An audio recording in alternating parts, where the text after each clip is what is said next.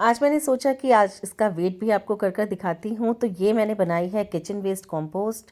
अपने किचन से ही निकलने वाले कचरे से पूरे 16 किलो खाद बनकर तैयार हुई है और बहुत ही अच्छा इसका टेक्सचर है, बहुत ही सॉफ्ट और बहुत ही अच्छी खाद बनकर रेडी हुई है। इसको आप ब्लैक गोल्ड के नाम से भी जानते होंगे और ये एक बहुत ही पावरफुल खाद है, बहुत ही पावरफुल ऑर्गेनिक खाद है।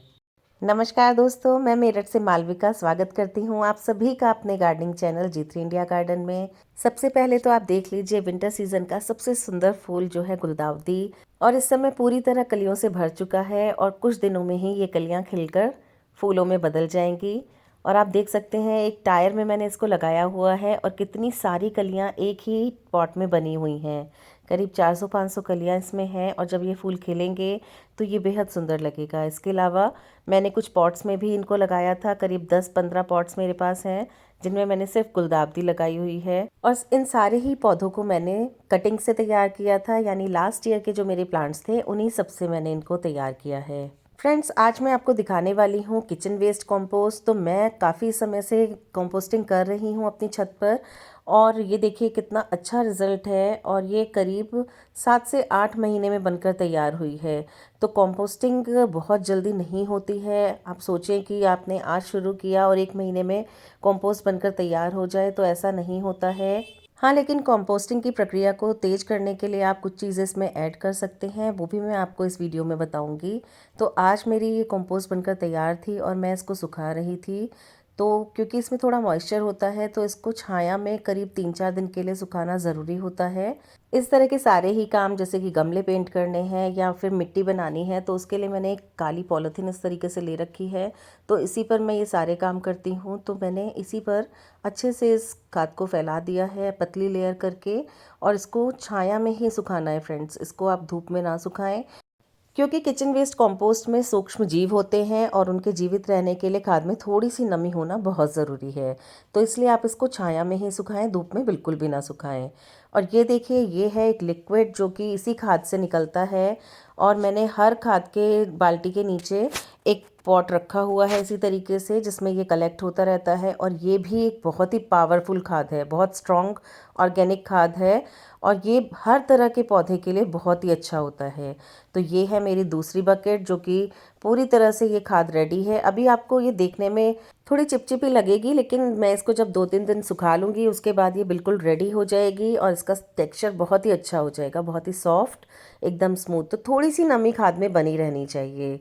अभी थोड़ा ज़्यादा मॉइस्चर है इसलिए आपको ये लग रही है, लेकिन पूरी तरह से कंपोस्ट हो चुका है सारा मटेरियल। देखिए, ये मूंगफली का छिलका है, अखरोट के छिलके भी मैंने इसमें डाले हुए हैं, जितने भी ड्राई फ्रूट्स के छिलके निकलते हैं वो सभी मैं इसमें डाल देती हूँ।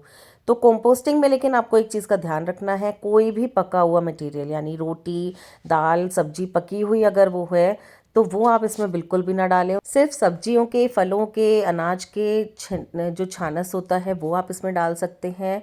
कोई भी ड्राई दाल अगर आपकी ख़राब हो गई है वो भी आप इसमें डाल सकते हैं, लेकिन आप इसमें पका हुआ कोई भी मटेरियल बिल्कुल भी ना डालें। तो इसको मैंने छोड़ दिया था करीब 3-4 दिन के लिए छाया में ही, और उसके बाद इसको मैंने ढक कर रख दिया था क्योंकि मेरे पास बिल्कुल भी समय नहीं था।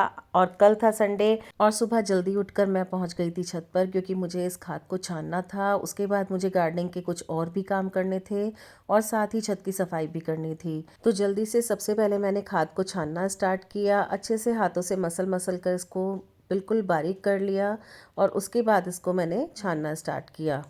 काफ़ी लोग इसको बिना छाने ही यूज़ कर लेते हैं, लेकिन मैं हमेशा इसको छान कर ही यूज़ करती हूँ। छानने से इसमें जो भी इम्प्योरिटीज़ हैं, जो भी अगर प्लास्टिक की सुतली है या कुछ भी ऐसा मटेरियल अगर आ गया है तो वो सारा ही इसमें से निकल जाता है। और देखिए, इसको अच्छे से मसलने से आप देख पा रहे होंगे बिल्कुल स्मूथ सारा कुछ एकदम से गल चुका है। इवन इसमें मैंने नारियल के छिलके भी डाले थे, तो वो भी इसमें अच्छे से, बेल पत्थर के जो छिलके होते हैं आप सोच सकते हैं कितने हार्ड होते हैं, तो वो भी मैंने इसमें डाले थे और सब कुछ गल कर एकदम सड़कर बिल्कुल अच्छे से कंपोस्ट में बदल चुका है।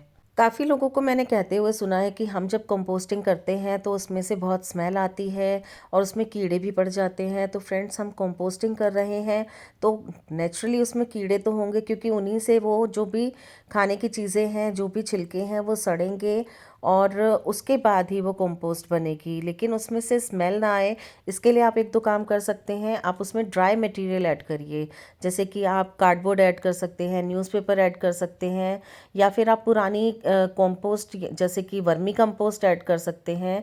तो इन सब चीज़ों को, या आप कोकोपीट भी ऐड कर सकते हैं, मिट्टी ऐड कर सकते हैं, नॉर्मल गार्डन सॉइल आप ऐड कर दीजिए।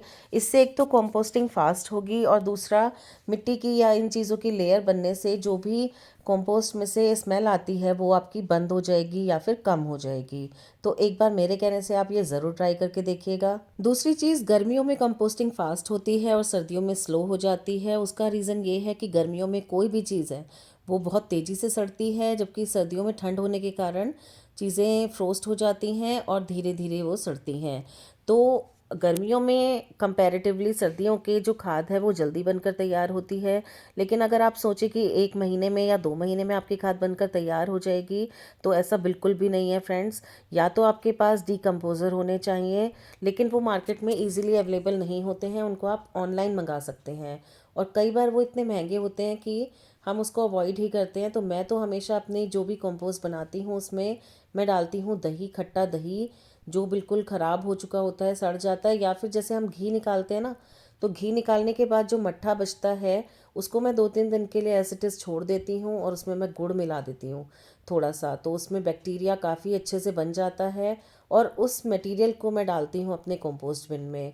या फिर अगर आप सरसों की खली यूज़ करते हैं, तो सरसों की खली का लिक्विड जब हम डालते हैं तो मैं उसको छान लेती हूँ, और उसका जितना भी वेस्ट मटेरियल होता है उसको भी मैं अपने कंपोस्ट बिन में डाल देती हूँ। इससे जो कंपोस्टिंग की क्रिया है वो तेज़ हो जाती है, और थोड़ा सा जल्दी हमारी खाद बन जाती है।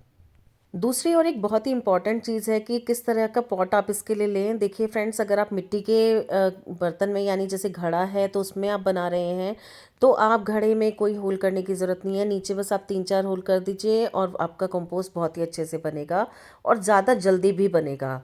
कंपैरेटिवली जो प्लास्टिक की बकेट में हम बनाते हैं उसमें टाइम थोड़ा ज़्यादा लगता है, लेकिन मिट्टी के पॉट में अगर आप बना रहे हैं तो आपका जो कंपोस्ट है वो जल्दी बन जाएगा। और प्लास्टिक की बकेट में अगर आप बना रहे हैं तो पूरी बकेट में बहुत अच्छे से होल कर लीजिए ऊपर तक, तभी आपका कंपोस्ट अच्छे से बनेगा।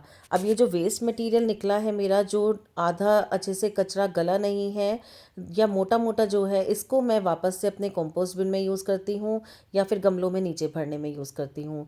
तो एक लेयर मैं इसकी डाल देती हूँ अच्छे से, क्योंकि इसमें काफ़ी सारे माइक्रोब्स हैं जिनसे कि हमारी जो खाद है वो जल्दी बन जाएगी। इसीलिए हम मिट्टी भी डालते हैं, क्योंकि उसमें भी काफ़ी सारे माइक्रोब्स होते हैं जिससे कि हमारी जो कंपोस्टिंग की प्रक्रिया है वो थोड़ी फास्ट हो जाती है। मैं किचन वेस्ट कंपोस्ट को सिर्फ किचन वेस्ट से ही बनाती हूँ। काफ़ी लोग उसमें पत्ते भी ऐड करते हैं या फिर ग्रीन मटेरियल भी ऐड करते हैं, लेकिन मैं सिर्फ किचन वेस्ट और मिट्टी को ही ऐड करके बनाती हूँ। आप चाहें तो इसमें पत्ते या फिर सूखे पत्ते, ग्रीन मटेरियल भी ऐड कर सकते हैं, लेकिन उससे जो कंपोस्टिंग की जो प्रक्रिया है वो थोड़ी स्लो हो जाती है, और उसमें टाइम भी थोड़ा ज़्यादा लगता है। तो मैं सिर्फ किचन वेस्ट कंपोस्ट को इसी तरीके से बनाती हूँ, सिर्फ किचन वेस्ट से। ये देखिए, मैंने एक अर्दन पॉट भी रखा हुआ है, और इसमें कंपोस्ट मेरी काफ़ी तेज़ बनती है, काफ़ी जल्दी बन जाती है।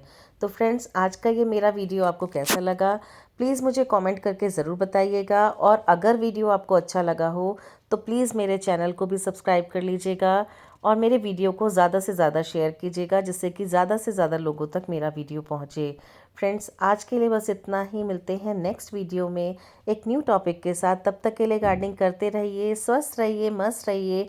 Take care and bye bye.